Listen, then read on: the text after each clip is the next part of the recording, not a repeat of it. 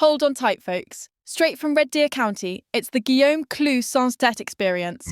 Your rugged, sharp, trusty headless nail is here to hammer home the truth.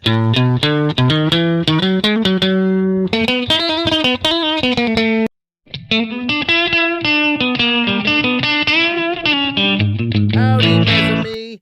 This is Guillaume Clou Sans Tête Dubois kicking back on my weathered porch swing here in Red Deer County, Alberta, where the September leaves are turning gold like a promise of harvest riches, but the wind's got that bite reminding us winter's lurking just round the bend. It's Saturday, September 20th, 2025, about high noon mountain time, and I've got my enamel mug brimming with a fresh batch of Alberta Broad, that bold, nutty, caffeine-free roast from broad beans I grew right in this red dirt, keeping the globalist Java giants at bay, and every sip supporting local grit over imported gimmicks. Welcome to another full-length episode of Prairie Pulse, where we chew the fat on real life, no holds barred, hammering nails into liberal overreach, cheering on Premier Danielle Smith's unbreakable backbone, and pushing that Canada First mindset that puts our soil, our families, and our freedoms front and center. Today, mes amis, we're diving deep into a tale that's got feathers, flu, and federal folly all tangled up like barbed wire in a twister. The Universal Ostrich Story. Yeah, you heard right. Ostriches in rural British Columbia. A family farm fighting tooth and nail against a government cull order that's got echoes of bigger battles over natural immunity, bureaucratic bulldozing, and how far Ottawa go to shield poultry trade at the expense of common sense science. This ain't just a bird yarn, it's a mirror to how politics, economics, and international rules collide, asking if protecting health means guarding the public, the critters, or just the almighty trade system. We'll ride this out slow and steady, breaking it down like sorting a herd with my Alberta homesteader take on why it all matters. So settle in, folks. This one's a full ride, about a baker's dozen in minutes of straight-shootin' truth. Grab your own brew, dust off your boots, and let's get to it. Now, mes amis, let's set the scene proper. Picture this. Out in the wilds of Edgewood, British Columbia, nestled in that rugged Kootenay country where the mountains rise sharp as a coyote's howl and the rivers run cold and clear, there's a family by the name of Ep13 who've been raising ostriches for decades. Not your typical barnyard fowl, but these great big prehistoric-looking beasts that tower over a man, with legs like pistons and eyes that stare right through you.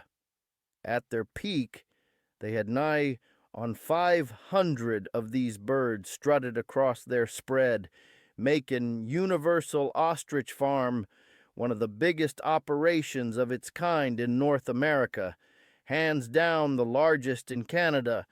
This ain't some quirky hobby farm, folks. It's a diversified powerhouse, turning these exotic critters into a gold mine of streams that'd make any homesteader proud. We're talking lean red meat that sells for $25 a pound or more in gourmet spots. Health nuts love it because it's packed with protein and low on fat, yielding 60 to 90 pounds per bird. Eggs the size of 2 dozen chicken ones, fetching $50 to $200 a piece for decor or art. Folks carve 'em into lamps, paint 'em like masterpieces. Leather hides with that bumpy feather follicle pattern that high-end bootmakers and handbag crafters drool over, pulling $400 to $600 each. Feathers for costumes, dusters, you name it. Breeders selling chicks for $500 to $1,000 a pop. Pairs for thousands more. And get this, even science eyes these birds, studying their antibodies in eggs for flu treatments, cancer fights, all sorts of breakthroughs.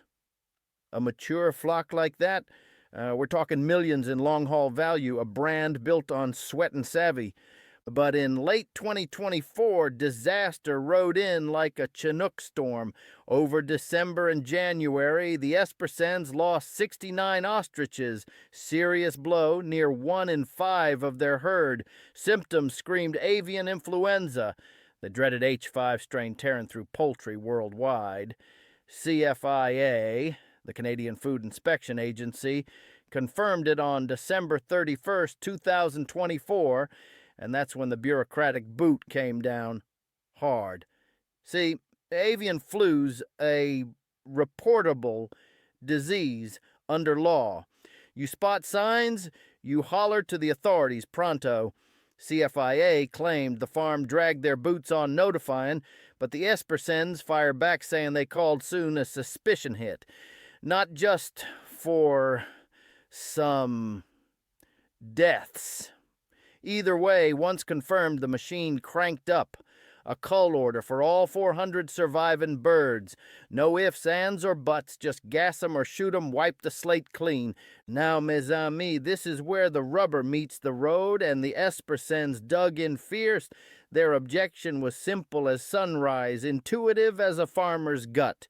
Yeah, we lost some, but the survivors, they're hale and hearty, symptom-free for months on end.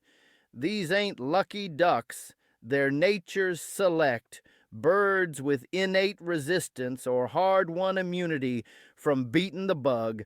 That flock's stronger now than before the storm hit, forged in the fire of survival. Killing 'em tosses that resilience in the trash heap, erasing decades of breeding lines tailored to our tough Canadian climes. Plus, ostriches ain't chickens or turkeys. Lumping 'em under the same stamp out policies lazy as a hired hand skipping chores. And hold your horses, these birds could be a boon for science, a living lab teaching us about disease fightin'. Why destroy what nature's handed us on a silver platter? It's like burning your seed stock 'cause one ear of corn went bad. Foolhardy, wasteful, against the grain of self-reliance. But CFIA, they countered with the cold steel of regulation, no bend in their backbone. Survivors might harbor the virus silent-like, dormant, and ready to rear up. Viruses mutate faster than a politician's promise. Keeping exposed birds is a gamble they won't take. Farms slipped on biosecurity, wild birds mingling, quarantine water running to a creek, fencing not up to snuff. So they slapped a $20,000 fine. And the big stick, Canada's rep on the line, one slip-up, one exception, and our whole poultry export stamp loses shine. From their perch, it ain't personal. It's policy, protecting the flock at large from a rogue feather. So the Ep13s hauled it to court, begging exemptions, arguing CFIA's blind to science. But the judges, they weren't biting on herd immunity debates. Federal court then appeal ruled under the Health of Animals Act. CFIA's got discretion to cull, and they dotted I's, crossed T's, decisions reasonable and lawful, end a trail. Courts ain't weighing the science scale. They're upholding the process pulley. It's bureaucracy over biology, mes amis. And that's a bitter pill for any freedom-loving farmer. Now, pull back the curtain. Why's CFIA so iron-fisted? Trade, plain and simple. Canada churns out 1.4 million tons of chicken yearly, exporting 9 to 10%, two-thirds to the U.S. of over $135 million in feathers. That's 6% of production hanging on Yankee buyers. Big? If they doubt our disease-free badge, borders slam shut quicker than a barn door in a gale. CFIA's guardin export certification like a mama bear her cubs. One ostrich glitch could taint the lot. Forum, one farm's loss is chump change against national trade ties. It's economics over empathy, global rules over local roots. Zoom out global CFIA's dancing to the World Organization for Animal Health, WOA's tune, formerly OIE. Gold standard, stamping out with mass culls. China and Vietnam bucket. Vaccinate for food security. EU's dipping toes in vax programs to cut slaughters. But Canada and US stuck in cull-only rut. Trade trumps innovation. When you ask why, ignore herd immunity. Answers in the playbook. Woe norms, US expectations. They're thinking diplomats, not Darwin. Protecting borders over building resilience. Tragedy deepens. This flock's a scientific jackpot. H5 survivors scream natural resistance.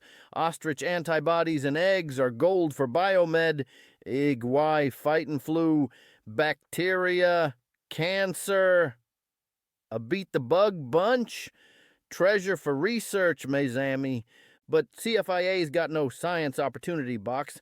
Just infected or incinerated. It's blinders on progress, tossing nature's lessons in the burn pile. Media spins it wild. Politico ties to RFK Jr., MAGA, Freedom Convoy. Ostriches as hostages in political drama. Washington Post pushes cull necessity for global safety. Wall Street Journal nods to farm's immunity plea. Rebel News, Brett Weinstein frame as gov overreach, pharma capture, squash and natural grit. Depending on your feed, it's science saga, fringe fight, or tyranny proof. No one paints the full pasture. Human toll, Espersens ain't theory, it's their legacy. CFIA might cough $200,000 compensation, livestock rates, but as a going concern, $2 to $3 million or more with genetics, brand, gaps a chasm. Gov sees birds. Family sees future. Cullum and Canada's last big ostrich outfit vanishes. A niche snuffed. Add avian flu fear. H5N1 jumping to mammals. Cats, sea lions, U.S. cows. HO frets human leap. Regulators ultra cautious. Paradox, Cullen survivors leaves populations vulnerable. Replace resistant with naive, stage next outbreak.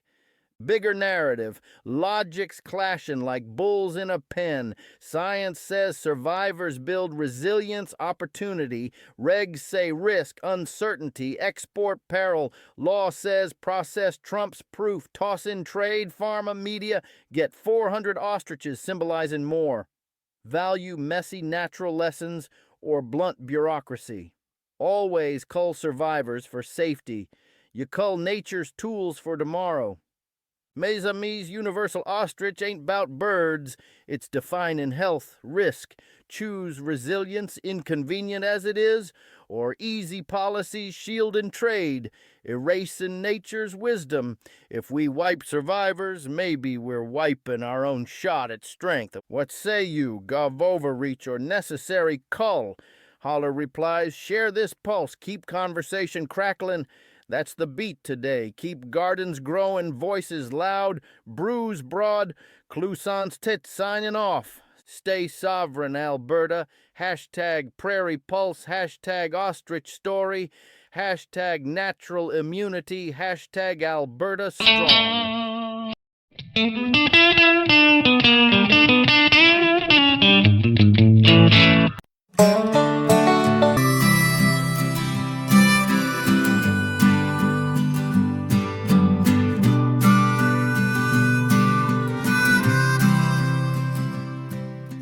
Out on the ostrich farm in the red dust gold, the eggs like suns and hides tough as old bones. Mes amis watch the skies for that outlaw stand, nature's bounty gripped in their weary hand.